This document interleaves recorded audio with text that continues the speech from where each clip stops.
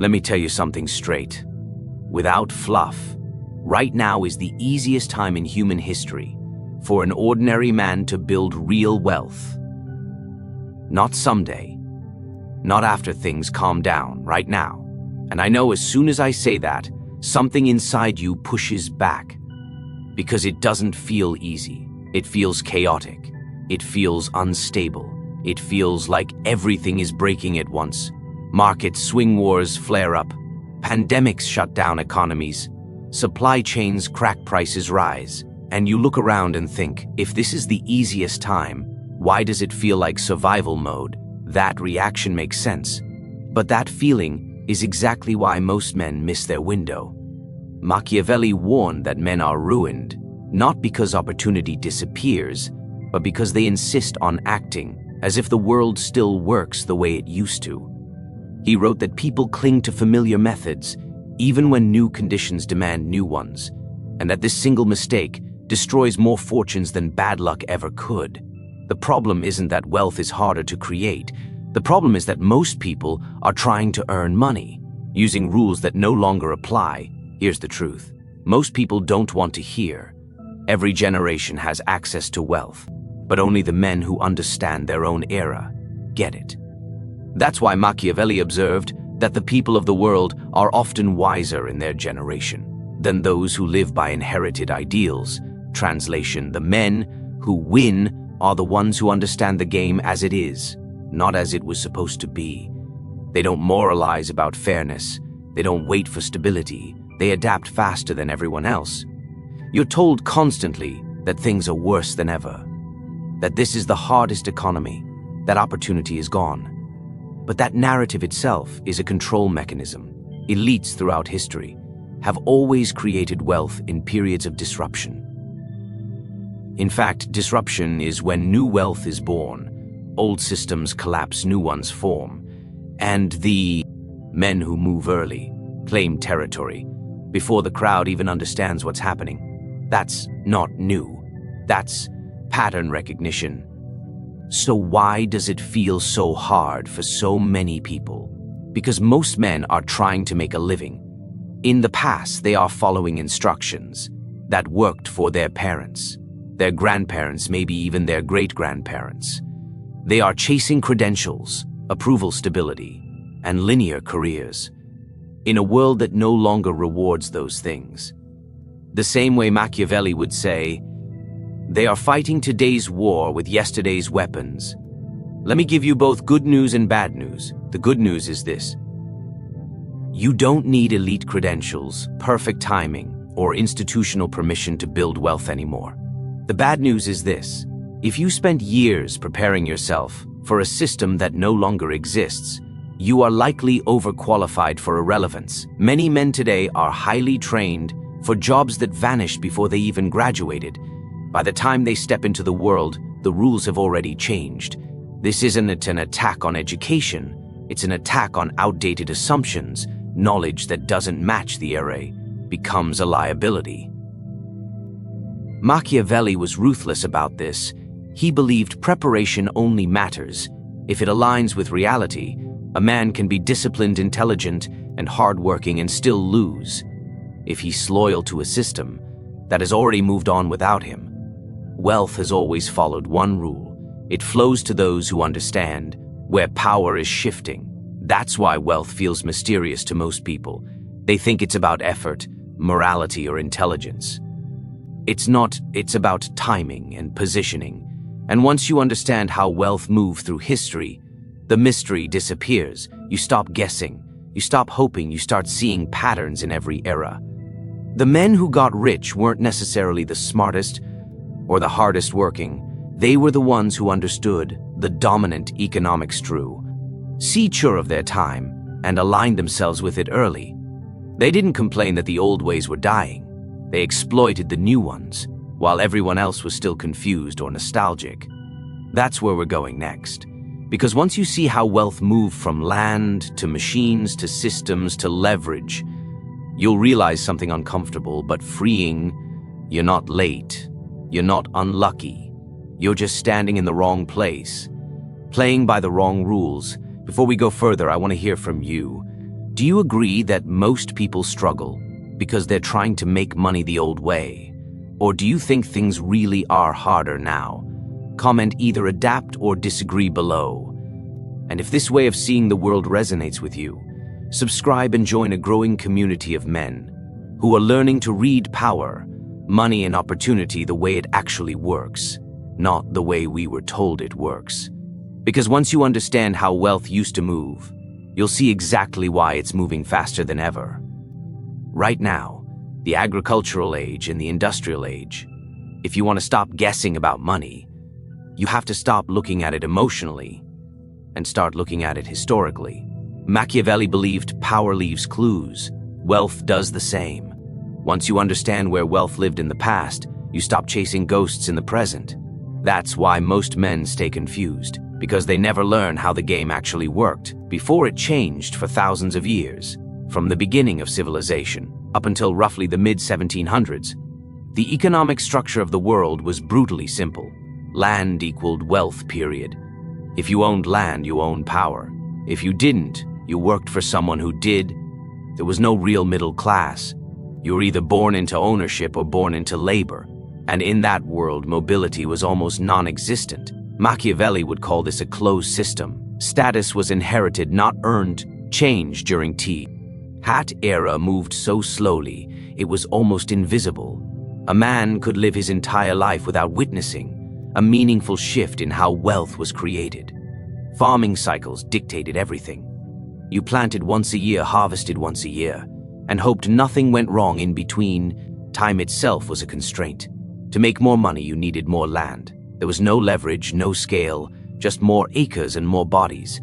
And because people died young and technology barely moved, wealth stayed concentrated in the same bloodlines for generations. Then something broke the pattern. In the 1700s, machines entered the picture, and when machines arrived, land quietly lost its monopoly on wealth. This was the beginning of the industrial age. Suddenly, ownership didn't mean fields and crops. It meant factories, railroads, equipment, and infrastructure. Machines equaled wealth. The men who owned them controlled production. And because machines compressed time, wealth could now be created faster than ever before. This is where things started to change psychologically. Assembly lines replaced farms. Specialization replaced general labor.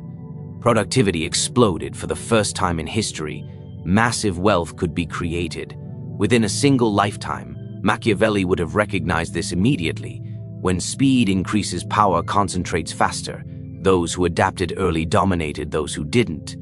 But the industrial age also created something subtle and dangerous. It created the idea of upward mobility through obedience. Work hard, be reliable, learn the system, follow the rules. If you proved yourself useful enough, you could be promoted from labor to management.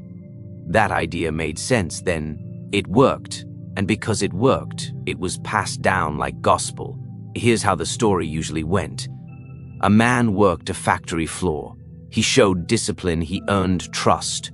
His boss noticed. He was told, if you go to school at night and get credentials, you won't have to run machines anymore. You'll manage the people who do. That formula created stability. So that man went home and taught his children the same strategy. Study hard, get good grades. Go to college, become management, avoid the factory. Machiavelli warned that success formulas always expire. The tragedy is that people keep following them anyway. By the time the industrial age matured, that path stopped delivering the same results. Degrees multiplied, management positions didn't. The system became overcrowded. What once elevated a man now diluted him. This is where permission entered the equation. During the industrial age, if you wanted to create wealth beyond wages, you needed approval from gatekeepers. If you wanted to write a book, you needed a publisher who owned printing machines. If you wanted to sing, you needed a label that owned recording equipment. If you wanted distribution, you needed access to factories, presses, and networks you didn't control. Wealth required validation from those who owned infrastructure. That mindset still traps people today. They believe someone else must approve their value before they can win. Machiavelli would call this psychological submission. When you internalize permission, you stop acting independently. Even when permission is no longer required, the industrial age rewarded compliance because machines demanded order. But that same obedience became a liability. The moment the structure shifted, men kept chasing promotions, while ownership quietly moved elsewhere. They trained for roles that were shrinking. They trusted credentials while leverage changed hands. And that's the pattern you need to see. Every era trains people for yesterday's success. The system never warns you when the formula expires. It just lets you keep running until you realize too late that the ladder you climbed was leaning against the wrong wall. This is why understanding history matters. Wealth didn't disappear when land stopped being king. It relocated, it didn't vanish. When factories matured, it migrated again.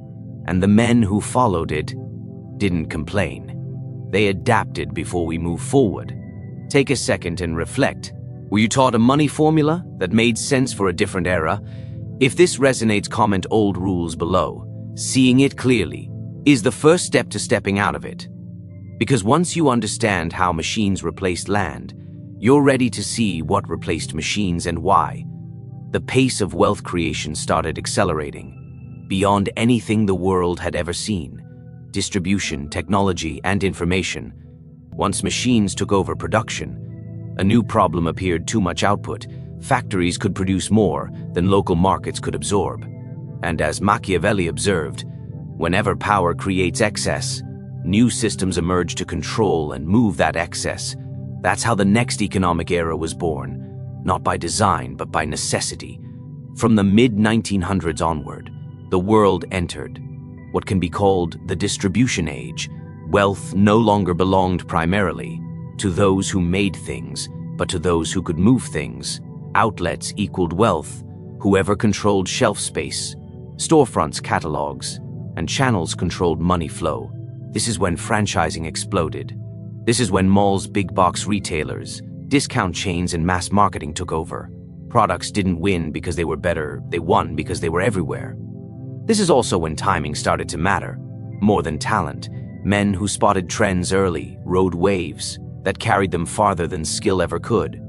Machiavelli would say fortune favors the prepared mind, but only if that mind recognizes when fortune changes direction. Those who adapted early didn't have to be exceptional. They just had to move first. Then the cycle compressed again.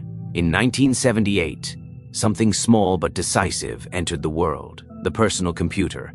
And just like hat, another shift began.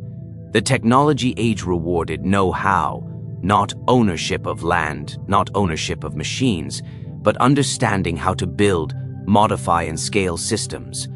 Technical skill became leverage. Men who understood code, hardware, and software became founders instead of employees. Names you recognize didn't become powerful by accident. They were preparing before the era fully arrived, while most people waited for permission, degrees, or stability. A few men were already experimenting, building and positioning themselves. By the time the crowd arrived, the gates were closed. That's the part people forget. Education didn't create the winners. Timing did, and that's why chasing trends late never works. By the time something becomes popular enough to feel safe, the opportunity window is already narrowing. Machiavelli warned that men who wait for certainty lose to men who act under uncertainty. Wealth doesn't reward comfort, it rewards positioning. The technology age then created another excess. Information, too much data, too many systems, too many inputs. And from that overflow came the information age. For the first time in history, wealth didn't require owning anything physical. You couldn't own information, but you could control its flow. Search engines, databases, networks, algorithms. Whoever directed attention directed money. Power shifted again, not to those who worked hardest, but to those who structured access. And once more, most people arrived too late. They learned how to consume information, not how to control it. They scrolled instead of positioning. They watched instead of building. By the early 2000s, the cycle compressed even further. Technology merged with information and entertainment. Men who could educate, entertain, and distribute simultaneously created massive leverage. They didn't wait for approval.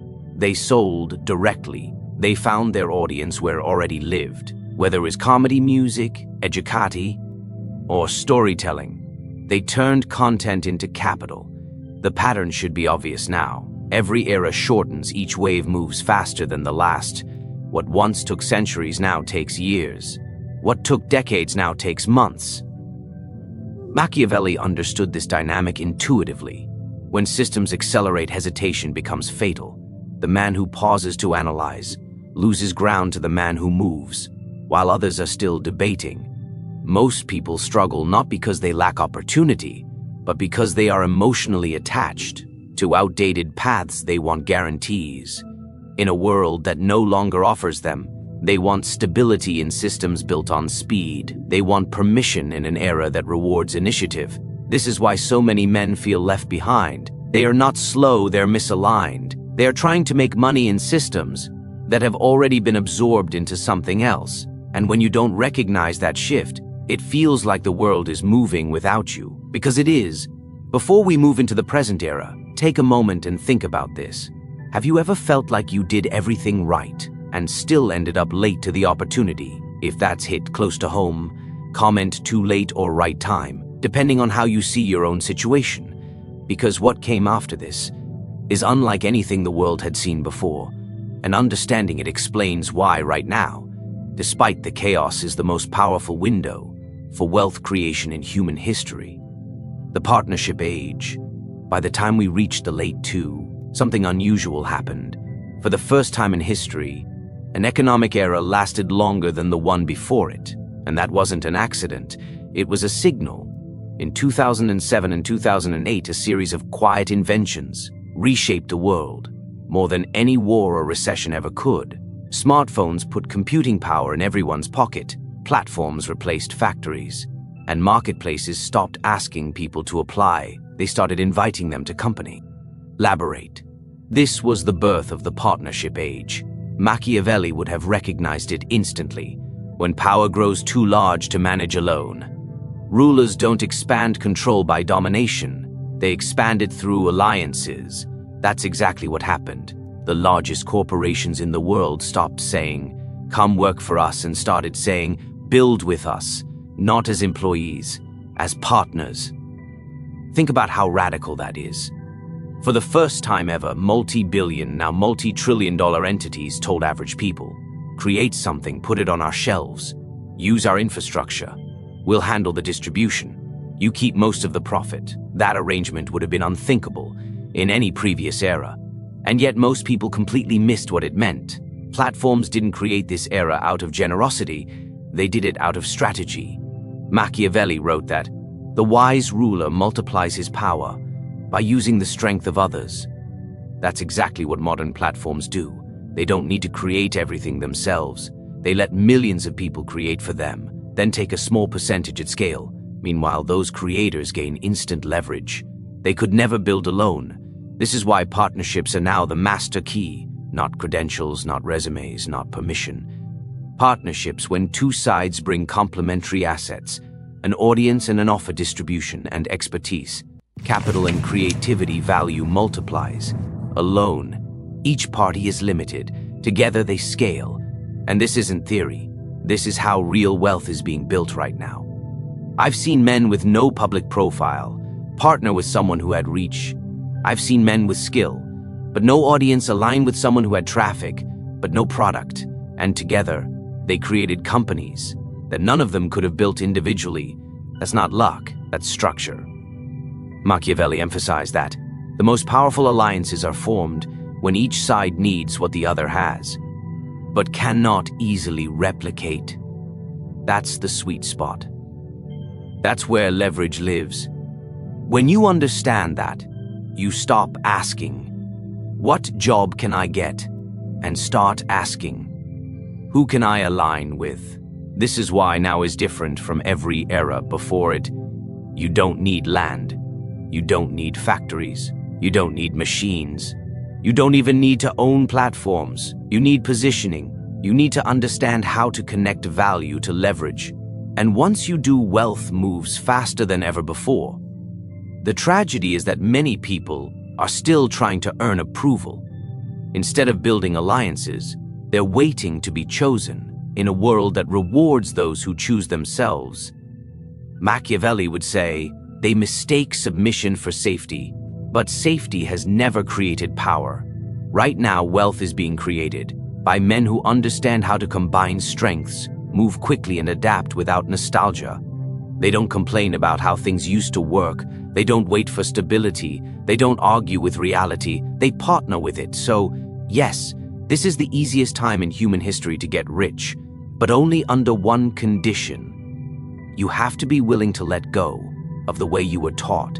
Money is supposed to work, not slowly, not emotionally, completely, because the world does not reward loyalty to dead systems. Machiavelli was clear about this.